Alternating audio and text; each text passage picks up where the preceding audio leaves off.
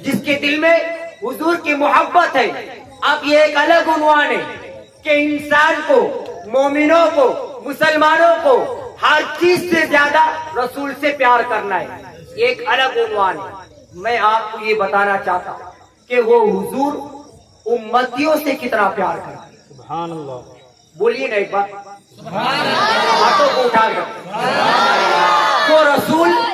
وہ رسول ہم گنہگاروں سے کتنا پیار کرتے. وہ رسول ہم گنہگاروں سے کتنا پیار کرتے, آپ اندازہ لگائیں.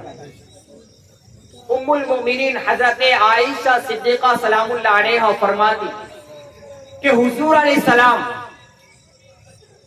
اپنی امت کے لیے سردی کی طویل راتوں میں مصلی بچھاتے اور رات بھر اللہ کی بارگاہ میں روتے تھے. رات بھر روتے تھے. کتنا روتے کہ حضور علیہ السلام کی داڑھی مبارک بھیگ جاتی. اتنا روتے تھے اور ان کے چہرے پر امت کی فکر میں رو کر آنسو کے نشان بن گئے. اتنا روتے تھے کہ داڑھی مبارک بھیگ جاتی, کپڑے مبارک بھیگ جاتے. اتنا روتے. اور جب وہ زاروں قطار رات بھر روتے تھے, کھڑے رہ کر اللہ کی عبادت کرتے اور یہ کہتے, مولا میری امت میں بڑے گنہگار ہیں, میرے امت میں بڑے گنہگار ہیں, میری امت کو بخش دے, میری امت کی مغفرت فرما دے. جب یہ روتے تھے تو ام المومنین حضرت عائشہ صدیقہ سلام اللہ علیہا فرماتی کہ حضور جب روتے تھے تو حضور کے کھڑے رہنے کی وجہ سے حضور کے پیر سوج جاتے. کیا ہوتے؟ سوج جاتے. پوری رات حضور امت کی یاد میں, امت کے فکر میں, ہم گنہگاروں کے لیے رات بھر کھڑے رہتے. ام المومنین فرماتی کہ حضور کے پیر سوج جاتے اور صرف سوجتے نہیں بلکہ حضور علیہ السلام کے پیر پھٹ جاتے.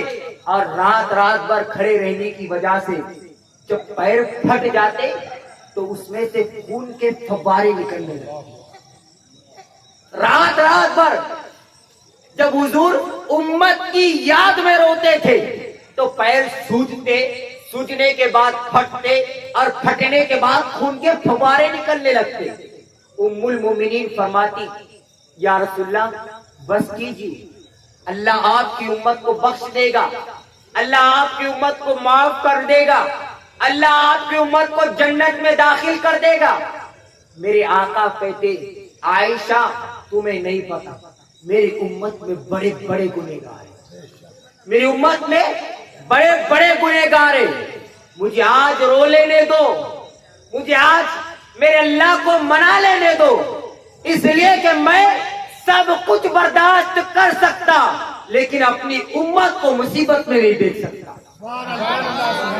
میں سب برداشت کر سکتا, امت کو جہنم کے اندر نہیں دیکھ سکتا.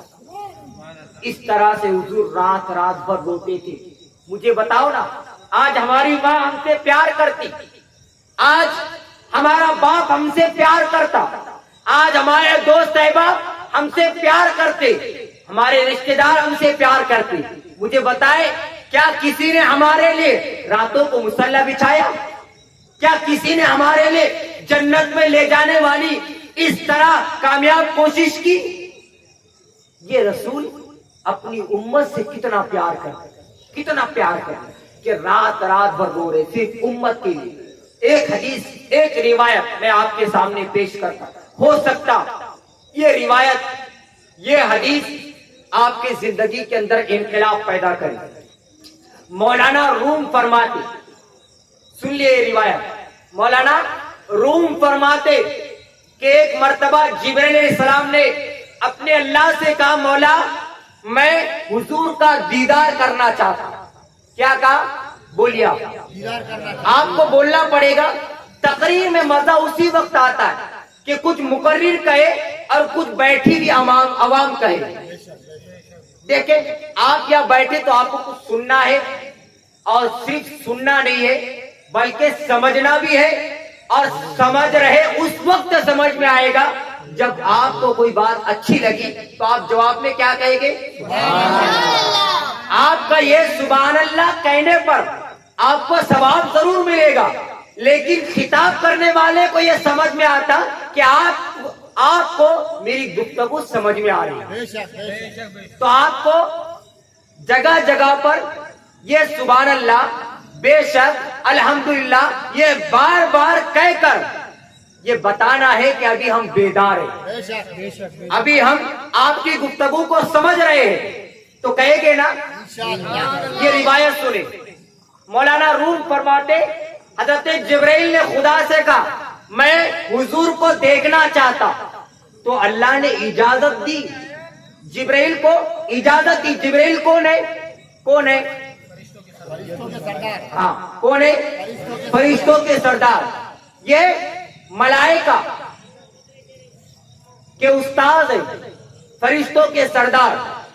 جبرائیل السلام نے اجازت تو لی، خدا نے کہا سنو میرے حبیب کے پاس جا رہے ہو نا، جانے سے پہلے جہنم میں جھانک لو، جہنم کا مشاہدہ کر لو، جہنم میں دیکھ لو۔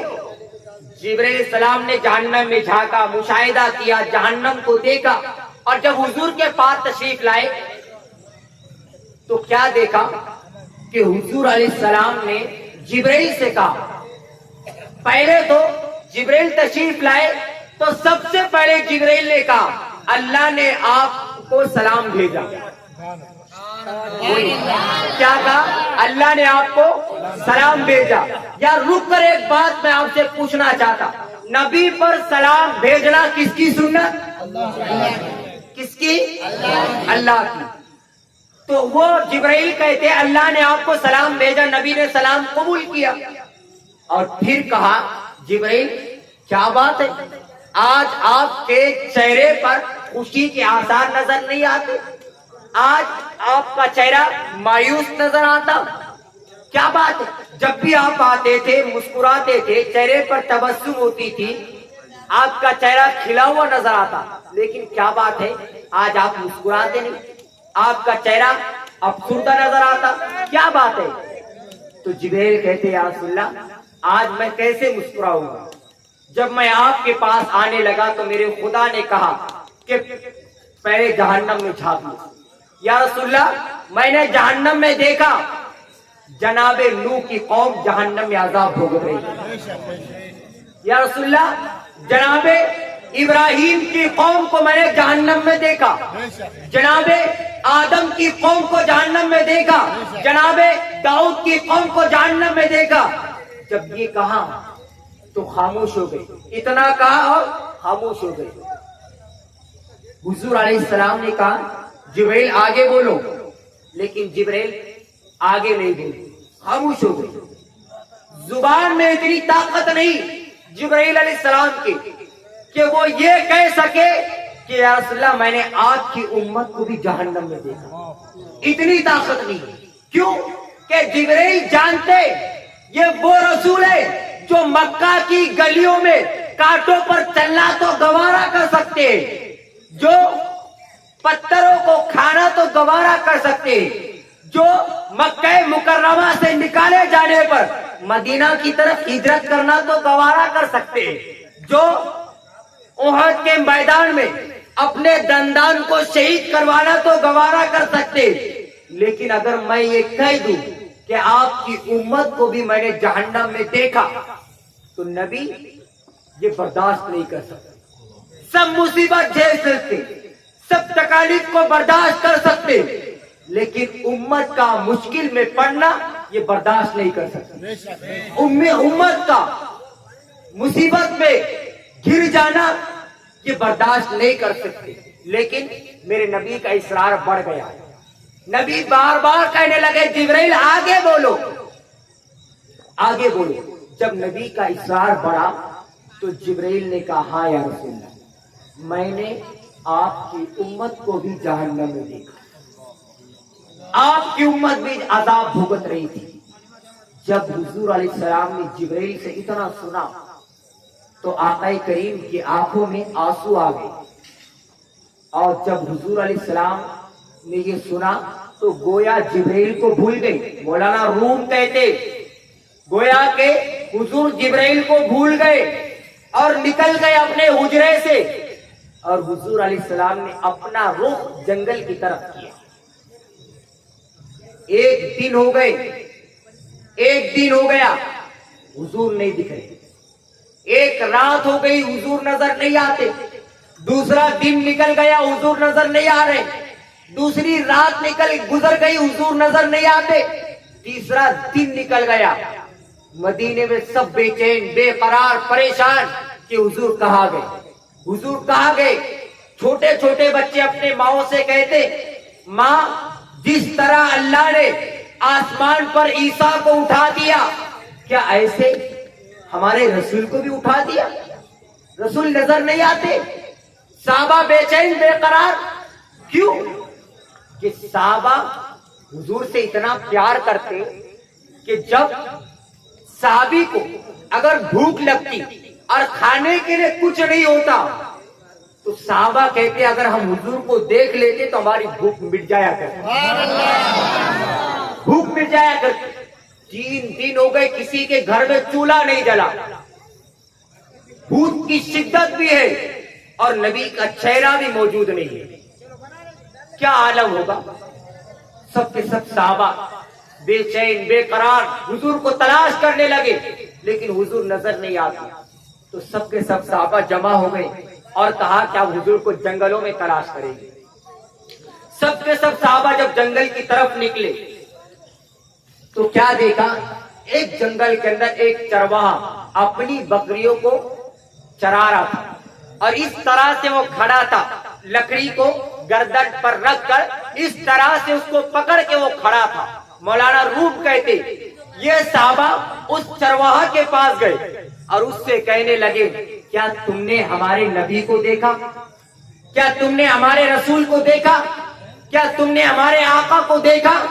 وہ چرواہا کہتا, میں تمہارے رسول کو نہیں جانتا, میں تمہارے نبی کو نہیں جانتا, میں تمہارے آقا کو نہیں جانتا, لیکن سنو, البتہ یہ جو غار سامنے نظر آ رہا ہے نا, یہ غار, اس غار سے میں رونے کی آواز سنتا ہوں. کیا کہتے؟ اس غار سے ایک رونے کی آواز آتی ہے, اور جب وہ آواز بلند ہوتی تو میں اپنی بکریوں پر نظر کرتا تو کیا دیکھتا کہ میری بکریاں چارہ چرنا چھوڑ دیں. اور جب میں نظر کرتا تو کیا دیکھتا, وہ رونے کی آواز سن کر میری بکریاں بھی رونے لگ جاتی. اور جب میں پہاڑوں کو دیکھتا تو پہاڑوں کو بھی روتا ہوا سنتا. جب میں پتھروں کو دیکھتا تو پتھروں کو بھی روتا ہوا سنتا. وہ چرواہا کہتا کہ جب وہ آواز بلند ہوتی تو اس انداز میں ہوتی, اور وہ یہ کہتے روتے ہوئے, یا ربی حبلی امتی, یا ربی حبلی امتی, اے اللہ میری امت کو میرے حوالے کر دے. جب صحابہ اس چرواہا سے یہ سنتے تو صحابہ سمجھ جاتے امت کے خاطر اس سرزمین پر اگر کوئی رونے والی ذات ہے تو ہمارے نبی کی ذات ہے. اللہ اکبر, یا رسول اللہ, وہ ہمارے وہ ہمارے نبی کی ذات ہے. اب یہ سب کے سب صحابہ اس غار کے اندر جاتے. آج بھی مدینہ منورہ کے اندر وہ غار موجود ہے, غار سجدہ کے نام سے, جس کی آپ زیارت کر سکتے. اس غار کے اندر جب یہ صحابہ تشریف لے گئے تو کیا دیکھا, ایک نوکیلا پتھر کے اوپر حضور علیہ السلام نے اپنی پیشانی مبارک کو رکھا, اور 3 دن تک اس نوکیلے پتھر پر اپنی پیشانی مبارک کو رکھ کر حضور روتے رہے اور کہتے تھے, یا ربی حبلی امتی, یا ربی حبلی امتی, اے اللہ میری امت کو بخش دے, اے اللہ میری امت کو میرے حوالے کر دے. صحابہ کہتے, یا رسول اللہ آپ بس کیجیے, یا رسول اللہ بس کیجیے, اللہ آپ کی امت کو بخش دے گا, اللہ آپ کی امت کو بخش دے گا. میں آپ سے پوچھنا چاہتا ہوں, وہ رسول کتنا پیار کرتے ہیں, وہ رسول ہم گنہگاروں کو کتنا چاہتے، ارے اتنا پیار کرتے کہ خدا کو دیکھنے کے بعد بھی وہ رسول نے ہم کو نہیں بھولے۔ معراج کی شب اللہ کے قرب میں پہنچے تھے، قرآن کہتا ہے ثم دنا فتدلی فکان قاب قوسین او ادنی، اللہ کے قریب ہوئے، کتنے قریب؟ ثم دنا فتدلی فکان قاب قوسین او ادنی، اللہ کے اور رسول کے درمیان صرف 1 یا 2 کمان کا فاصلہ واقع تھا، اتنے قریب ہوئے۔ اور قرآن کہتا ہے ما زاغ البصر وما طغى، اس طرح اللہ کے رسول نے خدا کو دیکھا، اس طرح دیکھا، نہ پلک جھپکی نہ حد سے بڑی۔ پھر قرآن آگے کہتا ہے ما اوحا الی عبدہ ما اوحا، کہ اللہ کو اپنے بندے خاص کو جو وحی کرنا تھی وہ اس نے کی، یعنی جو باتیں کرنا تھی خدا کو حبیب سے وہ کی۔ آپ جانتے جب حضور علیہ السلام تشریف لائے تو شہزادی حضرت فاطمہ الزہرا اپنے والد سے کہتی، اپنے بابا سے کہتی، حضور سے کہتی بابا آپ معراج کی شب گئے تھے، آپ نے خدا سے باتیں کی، نہ آپ نے بتائی نہ خدا نے بتائی، مجھے جو باتیں آپ نے خدا سے کی چند باتیں بتائی۔ تو حضور علیہ السلام کہتی بیٹی میں ایک بات آپ کو ان میں سے بتاتا ہوں، ایک بات اپنی بیٹی سے کہا جو خدا سے کی، وہ ایک بات اپنی بیٹی کو بتا رہے حضور، کہتے جب میں اللہ کے قرب میں پہنچا تو میرے خدا نے مجھ سے کہا اے حبیب مانگیے کیا مانگتے ہو، کیا کہا؟ مانگیے کیا مانگتے ہو؟